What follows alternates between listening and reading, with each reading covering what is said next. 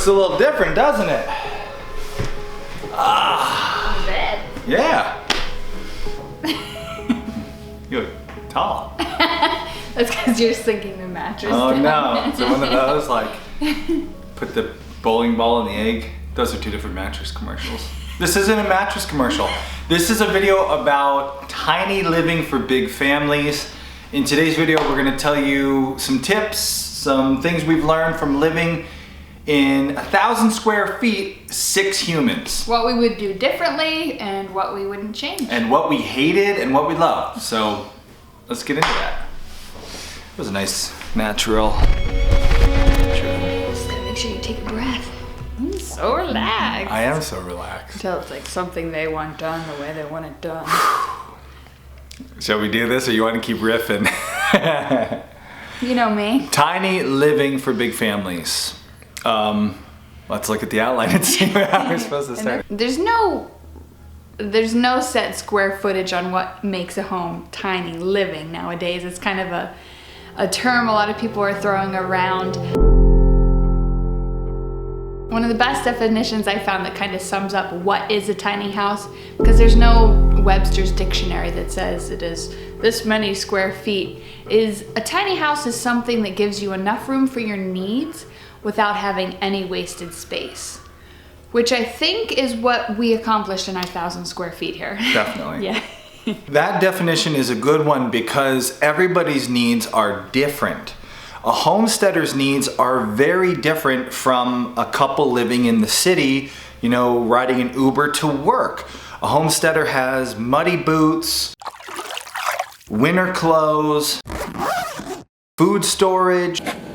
Oh, hello, creepy camera in my pantry. Then add children with all of their needs. Yeah. Clothing, food. Our needs, and for those of you watching, that we kind of are targeted on this design here and this advice we're going to give, big family homesteading, you know, take from that what you can. In a tiny home. In a tiny home. We had 1,000 square feet in this apartment above the pole barn, which, we did the math, figures out to 166 square foot per person. If you compare that to some of those tiny shows, tiny living shows on television where there's a couple and they're living in 500 square feet, they actually have more square footage than we do here, all 6 of us, soon to be 7, so there!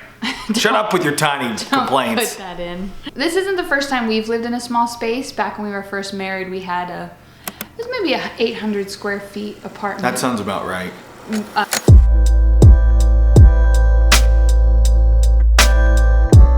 Us and our firstborn, so we lived there for a few years until we moved to our Squash Hollow farm. And house. that was like totally fine. It was very easy. Yeah.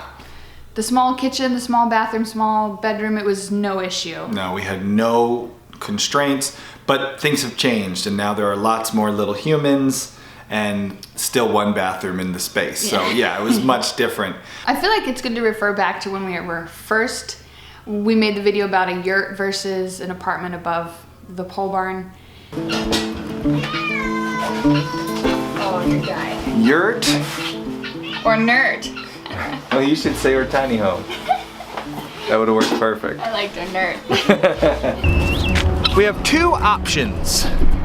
What we think we could do. First one would be building a yurt. Life in the round. Option B, up above the garage, is a already kind of semi-finished space.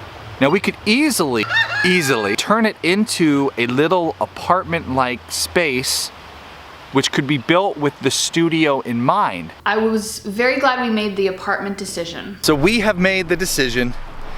It will be a tiny home for us. The above the garage space. We were fortunate with this space, we were able to design it from scratch, which allowed us to really think about what we needed for the space and to turn it into that. We didn't just design it one time either. I've said this before, anytime you're gonna design something for your homestead, whether it's a cow stanchion or an apartment for your large family, you should design it at least 3 times. I would push for 5. We have 1,000 square feet to work with up above a garage. I suggest anytime you're planning a space, whether it's a tiny home or a farm or a homestead, whatever you're planning, always design something at least 3 different times, because with that different designing, you'll come up with better ideas. And honestly, my favorite design was not the first design that we came up with. I want to know today what your favorite is. Let's jump in. The design we lived in here was my 4th design, and we still now on the other end of it would have changed a few things. So it was not perfect, but it was much better than my first design would have been. Yes. Garbage design. Garbage design. When we designed this space, we were designing it for us to only be here temporarily. So there are some things we really like about this design, and then there are some things we would change. Let's start with some of the things we really liked. Okay. I think we did a really good job designing the bathroom. I was really happy with the functionality of it while we lived here. It kind of has different quadrants, so you can have someone brushing, bathing, and someone checking Instagram. Now you know where all those Homesteady Instagram posts come from.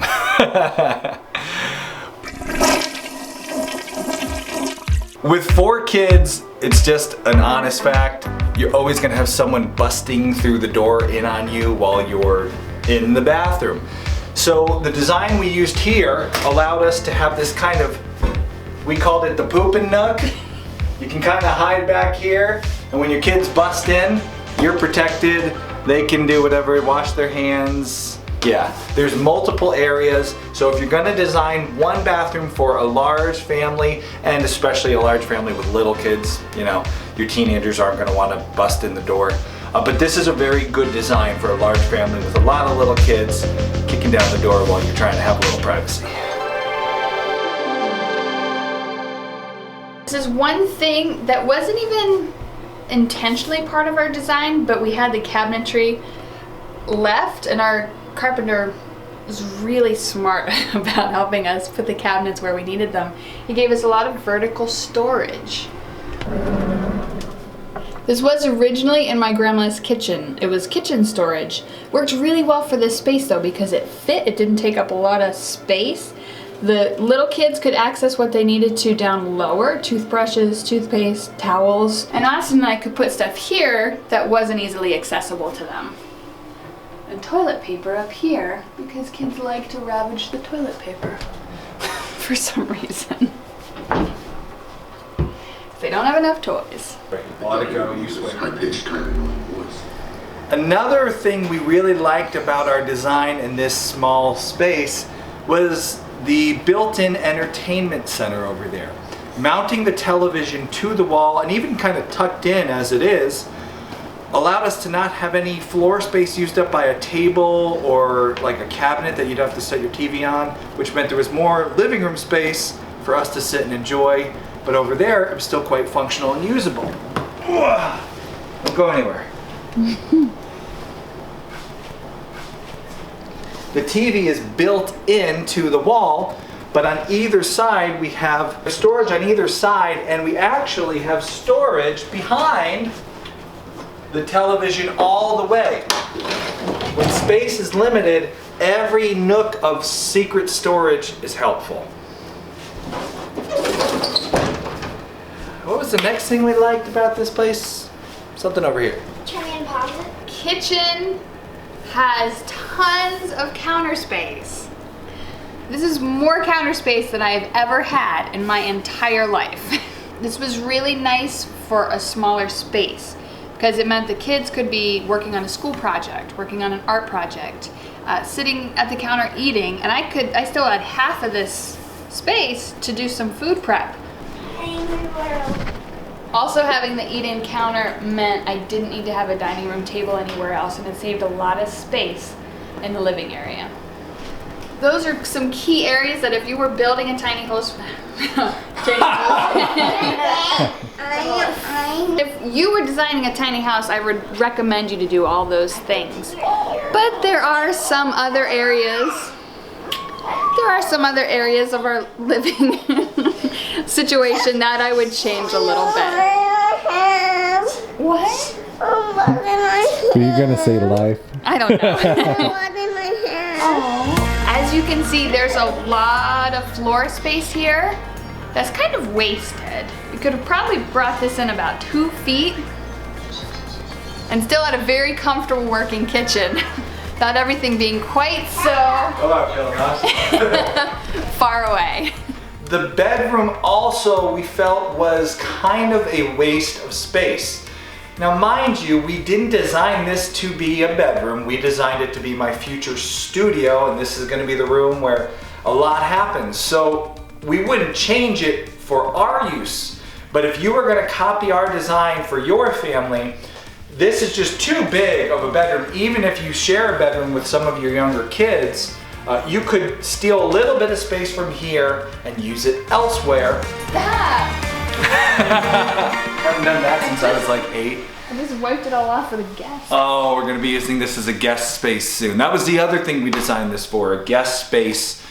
So now it's going to be a studio / guest space. Yeah, so it was three things we wanted to accomplish. For most of them, I think we hit it right on the head. Yeah. For living here though, we would have, I think, stolen some room, made the kitchen a little smaller, which would make your office a little bigger, steal some space from this that we used as the bedroom, give the kids their own designated bedroom, playroom. That room behind us, you can see it through the window, is going to be an editing room for this studio. We don't need a whole lot of space in there, but it was a very small playroom / laundry room, and it didn't really work well, so we turned it into my office and then brought the play area in here, which was a nightmare. Well, it just meant that we were this was our bedroom, closet, playroom, which meant anytime you wanted to do anything in here, like walk to bed, you were stepping on Legos and toys and... Yeah, every morning I wake up at like 5 a.m. and it's still dark, and I try to creep out of the bedroom so I don't wake any of the kids up. And as you're creeping along, you step on a Lego and you're like, yeah!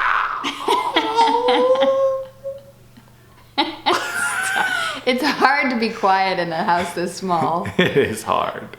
You're terrible at it. Every morning. There's quite an echo in here. Now there is, yeah, really. So those were the things we would change if we were living here long term. What would we not have, and what do we suggest they don't compromise on for large families in a small home? What I would have is a washer dryer. I didn't expect to have one here. I thought I'd either be going to grandma's to wash my clothes or the laundromat. Neither of which would have been a great solution. So it was really nice to have the washer and dryer plumbed up here. And that's something with the large family, you're homesteading, you're probably kind of far away from town, which means taking them to the laundromat is going to be difficult. Also, your clothes are going to be super dirty if you're homesteading. Yeah. So you're going to be doing a lot of laundry. A lot of laundry. Not quite as important, but still really nice to have if you can fit it. Dishwasher. Dishwasher was really nice too. That was a surprise as well. A good surprise. Not necessary, right? We can all wash our own dishes, can't we? Yes. But nice. And also very nice for my milking equipment to sanitize, to sterilize it. Again, as a homesteader, some things are more important than others. That was nice to have. Speaking of some things being more important than others, storage. All your stuff. Let's get into that, because that's one of the biggest challenges of living in a tiny space. We're gonna cover the challenges of tiny living as a big family in an upcoming video in this series, so stay tuned for that. If you like these videos and you want to help us keep producing them without spending a penny extra, consider shopping through our Amazon link. Just type in www.amsteady.com. Before you shop on Amazon, you'll be forwarded there, and to help support our channel, or click this link right here.